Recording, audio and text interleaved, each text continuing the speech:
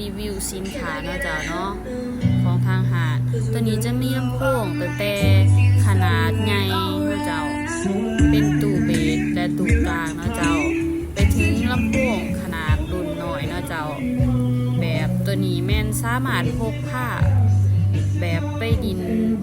ต่างแควงออกดินตาดได้เนาะเจ้าสะดวกพกพาสบายด้วยเจ้า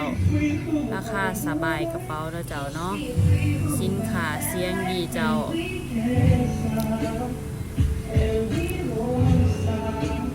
ตัวนี้แม่นหากลูกค้าสนใจเนาะเจ้าเนาะลำโพงรุ่นใหญ่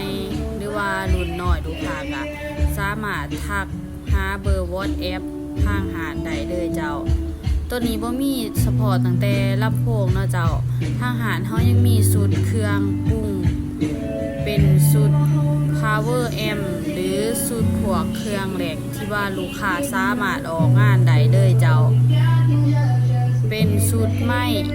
พวก EQ คอร์ดเจ้าหารเฮามีหลายสินค้าเจ้า